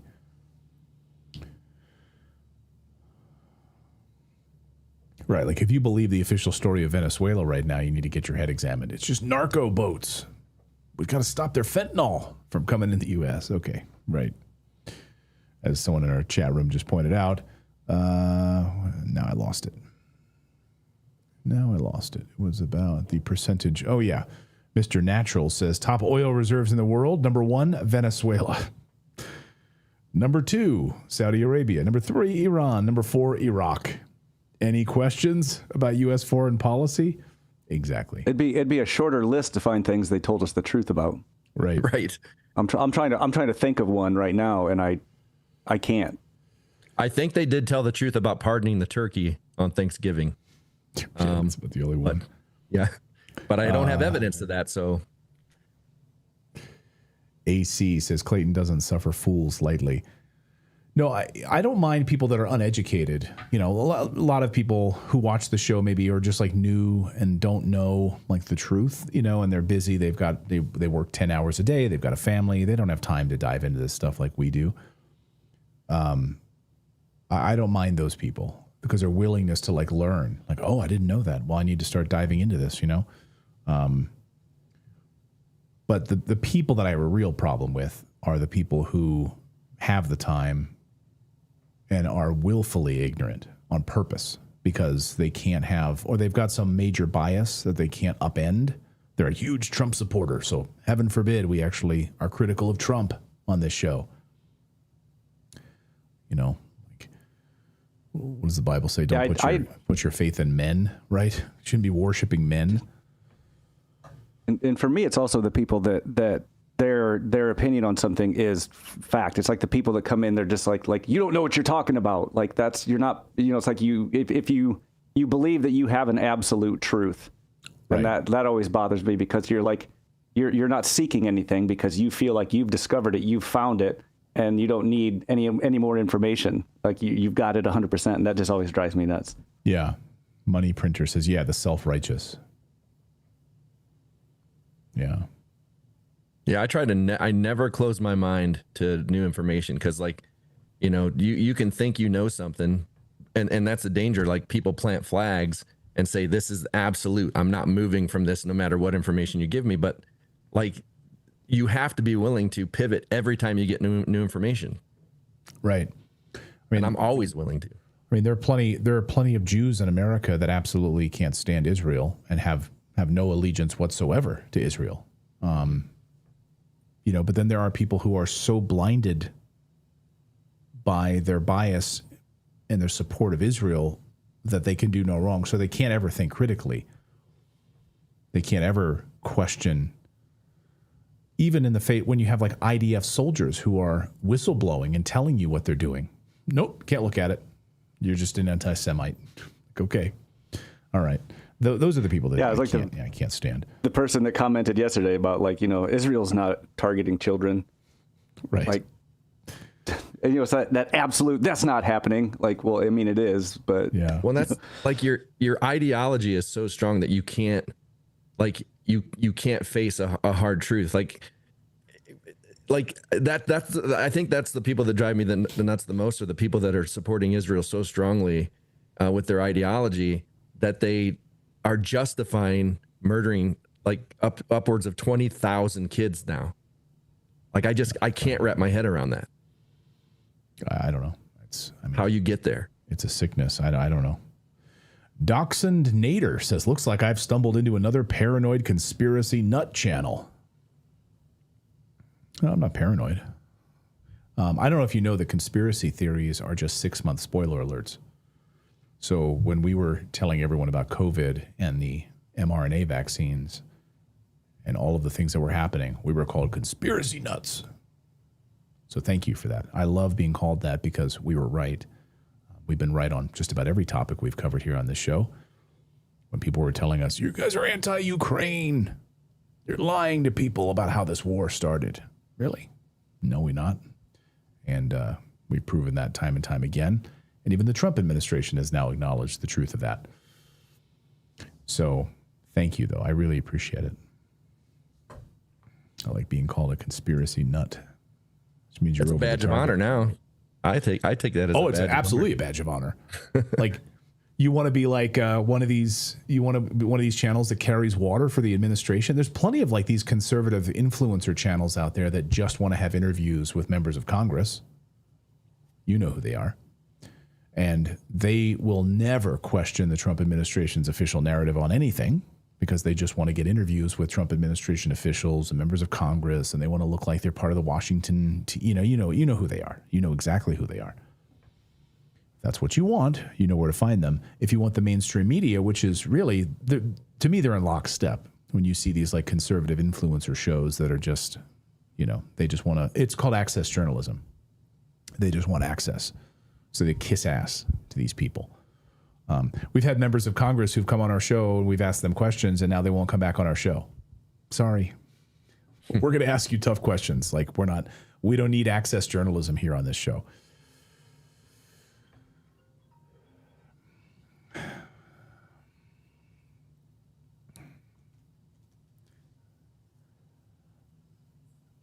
So we got 1,228 votes, and 93% say they don't believe the FBI, and 7% yes. So 7% of you believe the official FBI story in Charlie Kirk's assassination, and 93% do not, with thousands of you voting.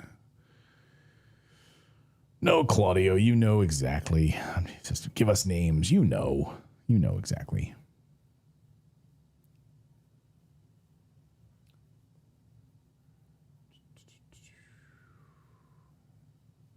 Should I subscribe to Toilet Paper USA after the gaslighting? Toilet Paper US? Oh, TP USA. Okay. TP USA. Someone says load Hunter. I don't know. But I really despise access journalism. That's why when we have members of Congress on our show, I like to think that they're brave because they know what they're stepping in when they come on our show. And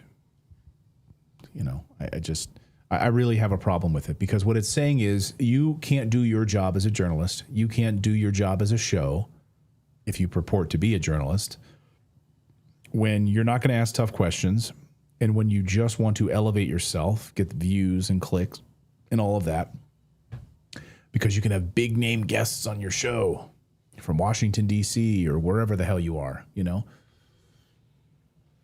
And, I can't stand that stuff. I mean, this is exactly what the mainstream media does, by the way. I mean, I don't know if you saw like the other day, here's a perfect example, right? Like Mike McCall or Mike Maffall, whatever the hell his name is, member of Mikey Congress. McCoy. What's that? Oh, sorry. I thought you were talking about TPUSA. No. Congressman Mike, am I saying that right? Mike Maffall, Mike McCall? Anyway, he was on Caitlin Collins' show the other night on CNN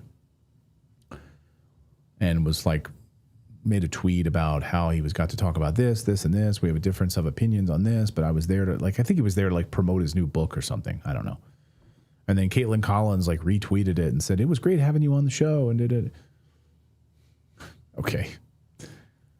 So he's coming on the show, promote his book, get promoted. Caitlin Collins from CNN and it was great having. It's all about access. They just want to kiss ass. That's all it is. Exactly. Well, and the thing is, they let them do it. They let these people come on their show. They won't let them ask hard questions. And then if they do, they refuse to go back. And it's then if they do that, they should be in their doing like Max Blumenthal, go to Washington and get right in their face and ask them questions. Right. Because they owe us answers. But these people just oh, how was your weekend? Oh, you cooking with the kids? We don't care about that stuff. Yeah, that's how this stuff works, though. Notice why, again, most of these people will only go on Fox News at this point because they're under a media blackout to talk to independent media. The people that help get them elected in many ways, right? Remember Joe Rogan, asking tough questions. These people now, they'll only do Fox News interviews. That's the way it goes.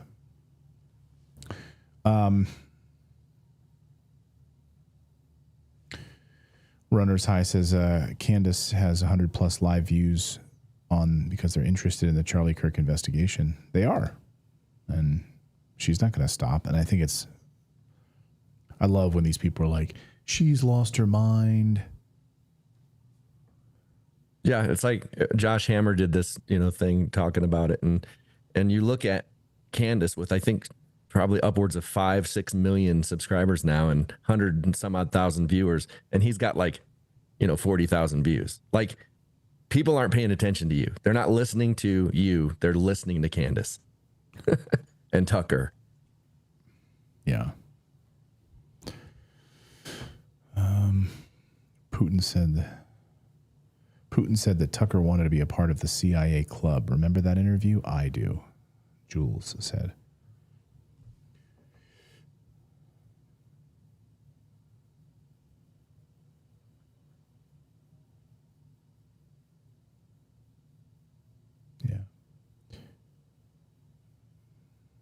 mean, I know Tucker very, very well, so I know a lot about that we'll be discussing here.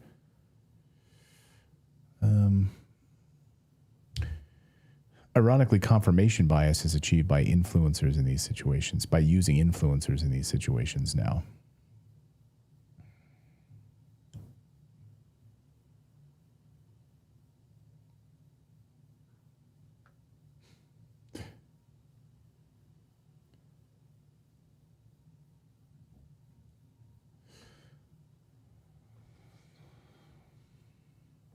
That's crazy. Yeah. Access journalism. No, Jules. I mean, people, trust me, people make up stuff about him all the time. Like, I get it. He's not an asset. I can tell you 100%. He's not an asset.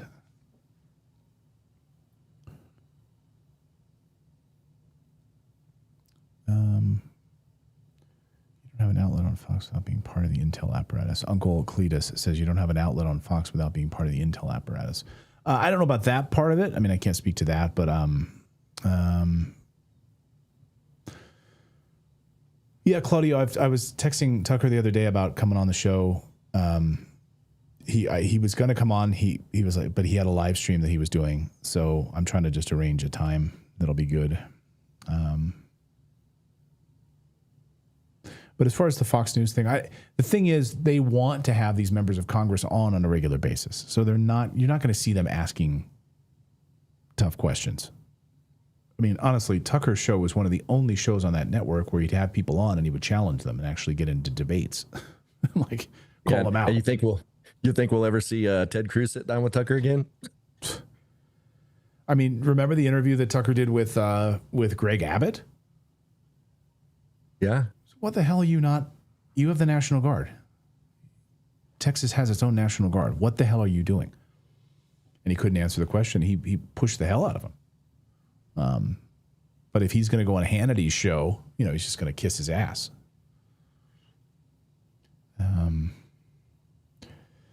Cooper says Candace needs her vacation. She might not be wrong, but it's getting weird.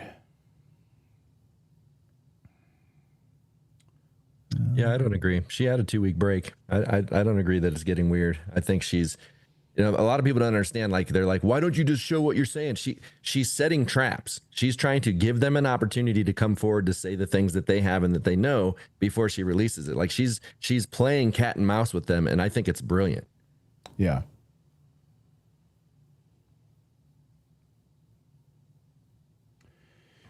Danny says, did I hear about Josh Hammer calling for Tucker and Candace and Nick Fuentes to be neutralized? Yeah, I know. And then he posted the dictionary definition of neutralized, and he conveniently left out the third definition, which was neutralized means to kill, right? To destroy or kill. But he just posted the first two. I know. He's like, no, I wasn't saying anything like that. Neutralized. What does that mean, neutralized? It means either by force, or it means like get the massive APEC apparatus or something and quiet these people. They can't be talking. You have to shut them down.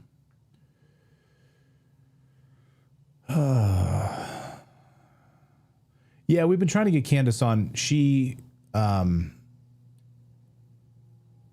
we are going to have her on, but she had just had a baby, and then she was like basically not doing any other interviews because of that. So we're going to have her on at some point.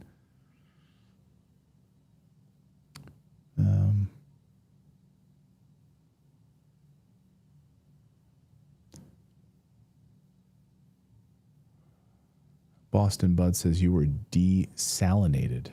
Clayton, what does that mean? Somebody insulted you? Bout Hee Haw says Clayton won't answer us. Weird. I am answering you. I'm reading the chat room right now. It's just hard to read. We've got like 1,000 comments coming through a second. I'm not exactly sure what you're saying. Lee Wine says, look into soldiers who worked at Area 51 in and around it who are getting cancer from radiation. They were lied to about that.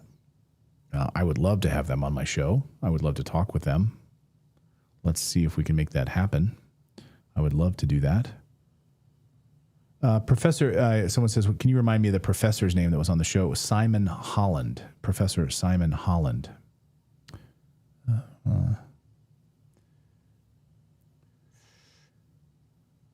Bout Yeehaw said, I said sorry. I said sorry about what? Bout Yeehaw. Maybe I missed what you, but I thank you. Thank you for saying you're sorry. I don't know what you're sorry about. You don't need to be sorry in here. We're all friends.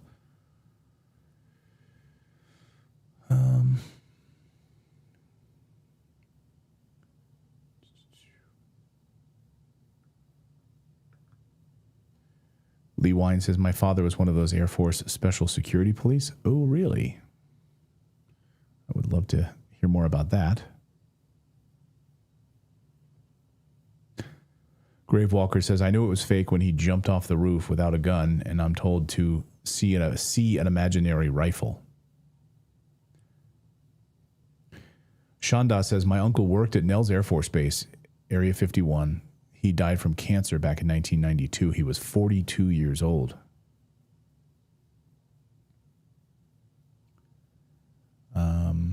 Redacted, would you interview Jeffrey Prather? Sure.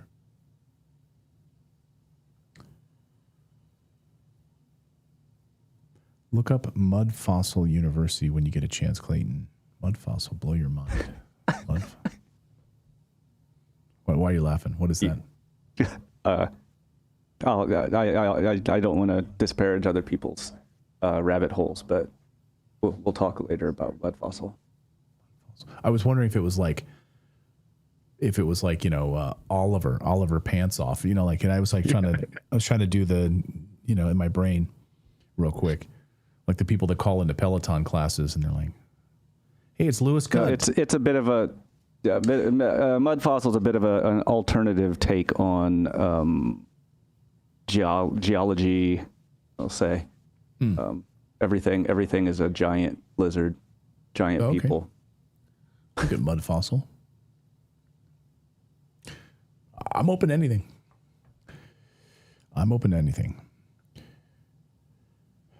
Transcendent Economics says Candace is a real soldier for Charlie Kirk.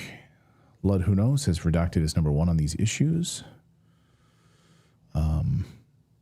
The other night Tucker did an interview with Colonel McGregor, and he's, they were talking about how like the mainstream media, no one's covering what's happening, the truth in Venezuela. Like very few people are. And I was like, yes, I'm glad we are one of the few that are telling you the truth of what's happening in Venezuela right now. Don't bag this research, David. It's undeniable. Mud Fossil. Mud Fossil, no conspiracy shaming here, That was please. me, Philip. Yeah. Okay. That was me, Philip. Was and Philip. I didn't disparage it. I just said it's an alternative take on it that I remain unconvinced about. Okay. Yeah, because I would have thought Mud Fossil was a turd, so wasn't me. A Mud Fossil. They did facial analysis and teeth comparison with Bill Hicks. Bill Hicks is Alex Jones. Bill Hicks, the comedian?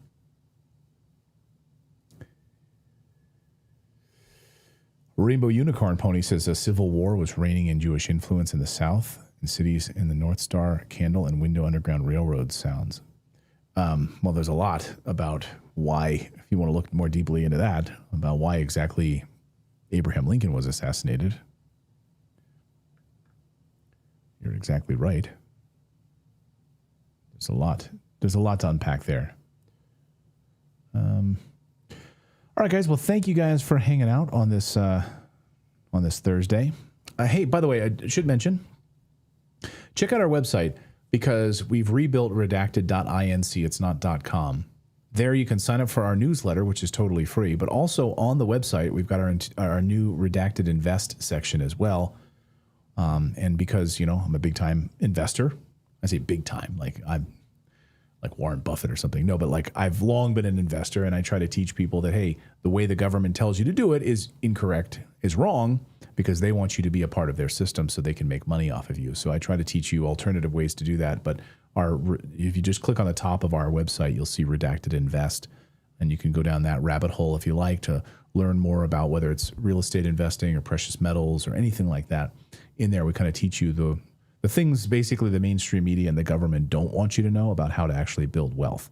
So check it out when you're over on the website. We just rebuilt it. We're still working on it, but we've got a lot of great content up there for you. It's all free, so please go check it out. Hopefully you can learn something from it and start to maybe, whether it's invest in real estate or start to understand precious metals or how to take action with your own self-directed IRA instead of what the government wants you to do. Use a 401k, which is a joke. All of that we try to teach you over there. So thank you guys for hanging out on this Thursday. We'll be back on Monday at 4 p.m. Eastern time. We're live Monday through Thursday. By the way, let me know in the chat room, how many of you are new here? Just type new if you are, by the way. I'd love to know. I think many of you have been watching us for many years, but hey, I'd love to see anybody on the Rumble Rants, Rumble Chat, or on YouTube. If you're new, let us know. By the way, we'll wrap up our poll. Do you believe the official FBI story on the Charlie Kirk assassination? 93% of you say no, with 1,896 votes. 7% of you believe the FBI and their official story. Get AJ from the Y-Files on. I love that. All right, guys. A lot of people new here today. Well, thank you guys for subscribing. We really appreciate it. Hopefully you're subscribed to the channel, and we really try to work hard for you guys to do a great show, a show that you're not going to see anywhere else. You're certainly not going to see it in the mainstream media, and we are not paid for by anybody. We are not bought by Big Pharma, by Israel, by Qatar, by Russia, by the healthcare industry, by the military industrial complex. We don't take money from Boeing or Northrop Grumman. We're supported by the few sponsors that we have here on the show that we use personally, and we're supported by you. So thank you guys so much for being a part of our community. We really appreciate it. And we'll see you back here on Monday at 4 p.m. Eastern time. Have a great night, everyone.